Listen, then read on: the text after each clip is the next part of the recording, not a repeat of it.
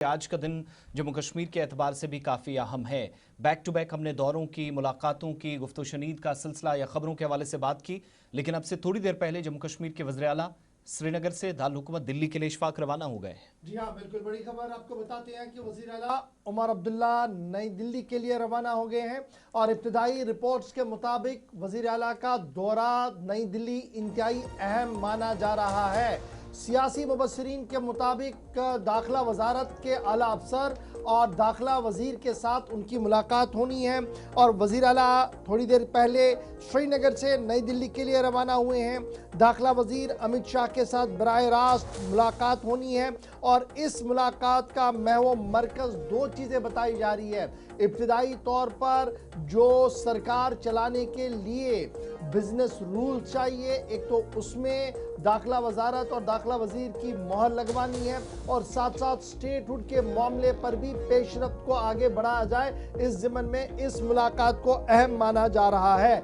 याद रखिएगा, यह मुलाकात कब हो रही है? जब वजीर आला उमर अब्दुल्ला ने यह कहा था कि वो ईद के बाद एक तूफान बर्पा करेंगे, एक बात रखेंगे जिससे बड़ी चीजें जो है वो देखने को मिल सकती हैं और उसी जाविये में इस खबर को देखा जा रहा है कि वज़ीर आला का ये जो दौरा है ये स्टेटहुड और बिजनेस रूल के हवाले से इंतहाई अहम माना जा रहा है। सियासी सर्कल्स के अंदर नई दिल्ली के अंदर ये मुलाकात इंतहाई अहम मानी जा रही है और इब्तिदाई तौर पर जो इतलात और ख़बर हमारे पास है वो ये है कि ईद उल अज़हा के पेश नज़र ये बड़ी डेवलपमेंट हो सकती है और मरकज़ी हुकूमत और जम्मू कश्मीर के अंदर वज़ीर आला उमर अब्दुल्ला मुश्तरका तौर पर ईद पर इसका ऐलान कर सकते हैं। इस तरीके की बातें जो है वो बताई जा रही है। ताहम ये जो क्लाउड बर्स्ट वाली खबर उमर अब्दुल्ला साहब ने खुद दी थी, किस तरीके से बर्स्ट होगी, कितनी बड़ी खबर होगी, ये आने वाला वक्त बताएगा। लेकिन हमारे जरा जो वजारत दाखिला के अंदर मौजूद है वो इस बात की तस्दीक कर रहे हैं कि लिमिटेड ऑप्शन के साथ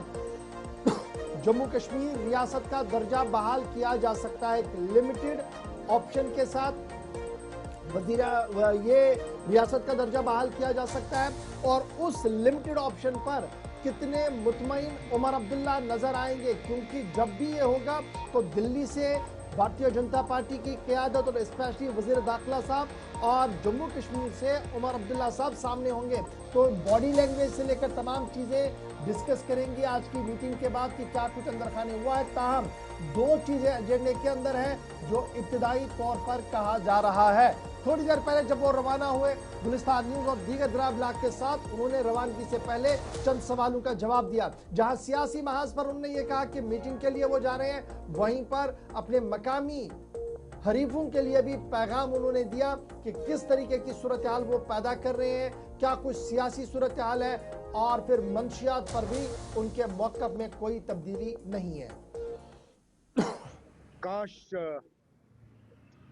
एक मुलाकात से हमें स्टेटहुड मिल जाता तो फिर हमें कब का मिल गया होता। सिलसिला चल रहा है, लेकिन स्टेटहुड की मांग, स्टेटहुड की बात तो जब कभी हम मिलते हैं मैं करता हूँ, लेकिन उसके साथ साथ और भी चीज़ें हैं जिन पे होम मिनिस्टर साहब से बात करनी है। हमारे बिजनेस रूल्स के मुतालिक एडवोकेट जनरल को लेके जो रिजर्वेशन का मामला लेफ्टिनेंट गवर्नर साहब ने दिल्ली रेफ़र किया, उसके हवाले से और कई सारे और इश्यूज़ हैं जिन पे बीच बीच में होम मिनिस्टर साहब से मिलना जो है ठीक रहता है और आज दिल्ली में उनसे इन सब और बाकी इश्यूज़ पे जो है मैं बात कर लूँगा। टेलीकॉम के पावर्स वैसे भी उन्हीं को होने चाहिए, इसमें कोई ऐसी बात नहीं है जो कि हमारे रीऑर्गेनाइजेशन एक्ट या बिजनेस रूल्स के खिलाफ हो। लेकिन क्योंकि मुझे बताइए ना, टेलीफोन को टैप करना या मोबाइल सर्विस को रोकना या इंटरनेट को बंद करना, इसके ऑर्डर कहाँ से जारी होते हैं? होम डिपार्टमेंट से। और home, law and order, security, ये तो एलजी साहब की जिम्मेदारी है। तो जाहिर सी बात है, अगर कहीं हालात ख़राब हुए और उसके लिए मोबाइल इंटरनेट बंद करना पड़ा तो ऑर्डर होम से ही जारी होगा, लेफ्टिनेंट गवर्नर साहब से जारी होगा। तो ये पावर्स उन्हें दिए गए और बेहतर है उन्हीं को मिले, क्योंकि बीच बीच में फिर अगर फ़ोन बंद करने के लिए उनको हमारे कंधे से बंदूक चलाने की ज़रूरत पड़ी तो खामखा हम बीच में फंस जाएंगे, जहां इसमें हमारा कोई रोल ही नहीं बनता। तो फिलहाल जब तक सिक्योरिटी और लॉ एंड ऑर्डर की जिम्मेदारी एलजी साहब के पास है, तब तक ये पावर्स भी उन्हीं के पास होने चाहिए। ये पावर्स इलेक्टेड गवर्नमेंट के पास ना ही हो तो बेहतर होगा। अब इसमें कंफ्यूजन की बात ही नहीं है ना, अब इसमें गलती मेरी है। मैं इसी तरह बीच बीच में सड़क के किनारे आप लोगों से बात करता हूँ, आप लोग सवाल पूछते हो जिसका जवाब थोड़ा लंबा होना चाहिए, लेकिन वक्त की कमी की वजह से मैं जवाब ऐसा दे देता हूं जिससे कि हमारे जो मुखालिफ हैं वो उसको घुमा फिरा के पेश करते हैं। पहली बात ये दुकान जो है ये उन लोगों के लिए है जिनका मजहब उन्हें शराब पीने की इजाज़त देती है। एक दूसरा, जम्मू कश्मीर में अभी तक किसी हुकूमत ने इन दुकानों पर पाबंदी नहीं लगाई। इसका मतलब ये नहीं है कि हम चाहते हैं कि और ज़्यादा ये इस्तेमाल हो, सिर्फ ये कि जिन लोगों को मज़हब का इन मतलब शराब इस्तेमाल या पीने की इजाज़त है वो करें। हमारा मज़हब हमें इजाज़त नहीं देती, ना हम चाहते हैं कि लोग इस तरफ जाएं। इसलिए हमारी हुकूमत से दो तीन चीज़ें हुई। एक तो हमने कोई नया दुकान नहीं खोला, दूसरा मुकम्मल हमारी कोशिश रही कि कोई दुकान ऐसी जगह ना हो जहां हमारे नौजवान जो हैं कोई गलत रास्ता अपनाने की कोशिश करें।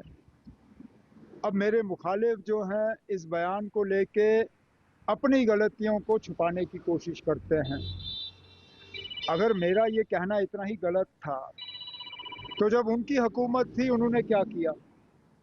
क्योंकि ठीक जो बात मैंने गांदरबल में की वही बात असेंबली में रिकॉर्ड पे पीडीपी के उस वक्त के फाइनेंस मिनिस्टर ने की।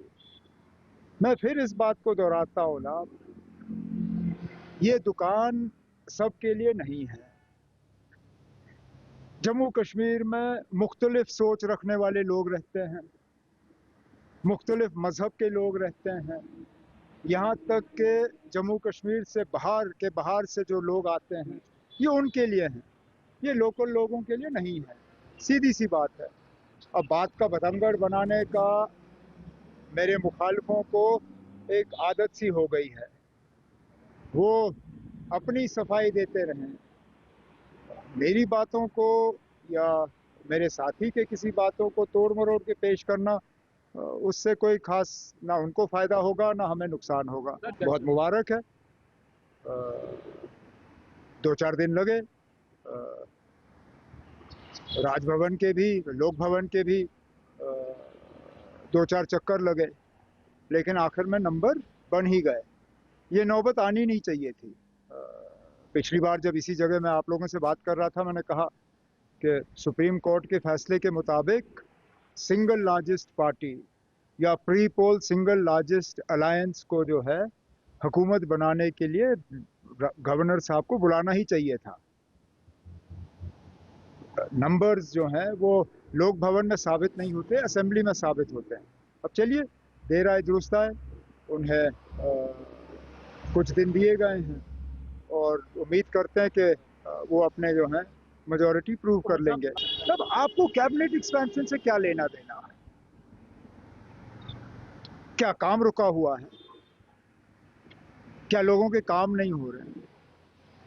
क्या डेवलपमेंट पे कोई असर पड़ा हुआ है? ये मेरे जब नेशनल कॉन्फ्रेंस के जो मुखालिफ हैं उन्हीं को इस बात की सबसे बड़ी परेशानी है। उन्होंने तो हुकूमत में आना नहीं है, उनको तो अभी भी 3.5 साल इंतजार करना होगा। बाकी रही बात एक्सपेंशन की, रीशफल की, कौन मिनिस्टर रहेगा, कौन बनेगा, सही मौके पे एट दी अप्रोप्रिएट टाइम जो फैसला लेना होगा वो मैं पार्टी हाईकमांड से, अपने सदर साहब से जो है उनसे मशवरा करके वो मैं कर लूँगा। लेकिन मुझे कोई ये बताए ना, फिलहाल जो हुकूमत है क्या हम काम नहीं कर रहे हैं? कोई ऐसा डिपार्टमेंट है जहां ठीक तरह से काम नहीं हो रहा है? अगर है तो हम उसको दुरुस्त कर लेंगे। लेकिन ये रीशफल वाली रट जो है ये हमारे एलओपी साहब ने शुरू की और उसके बाद आप सब पीछे पीछे दौड़ना शुरू कर गए ना। एट द अप्रोप्रिएट टाइम, सही मौके पे जो रीशफल हमें करना होगा वो हम कर लेंगे। कबल अपने ख्यालात का इजहार कर रहे थे और एक बात तो तस्दीक उनने कर दी है कि मुलाकात मुतवक्के नहीं है बल्कि मुलाकात होगी। जो वो बता रहे हैं 2-3 मामलात हैं और अहम तरीन मामला जो शुरुआत में आपके सामने इशफाक ने रखा कि एक बिज़नेस रूल्स का मसला। हुकूमत इस अक्टूबर में 2 साल मुकम्मल करने जा रही है लेकिन डायरेक्शंस तय नहीं है। कौन किन अहदाफ के साथ काम कर रहा है, किसको कितनी जिम्मेदारी है, उसके दायरा इख्तियार क्या है, किन बाउंड्रीज़ तक वो काम कर सकते हैं, एलजी क्या कर सकते हैं। बहरहाल बीच बीच में जो अहकामात सादिर हो रहे, जैसे कल टेलीकॉम के इख्तियारात की बात, तो उस पर उन्होंने तायद की कि ठीक है वो हुकूमत ने वो दाखिला वजारत का एक अच्छा फरमान है लेकिन बाकी सारी चीज़ें हैं जो तय होना है, कामकाज रुके ना, एलजी वर्सेस सीएम वाली कहीं कहानी ना बने, इस तरफ भी इशारा कर रहे हैं कि चीज़ें दुरुस्त करने की कोशिश। लेकिन असली और बुनियादी मुद्दा ये भी कि रियासती दर्जे पर अब कोई पेशरफ्त हो। 6.5 बरस का एक तवील अरसा गुजर गया, हुकूमत अभी तक वादा वफा नहीं कर सकी।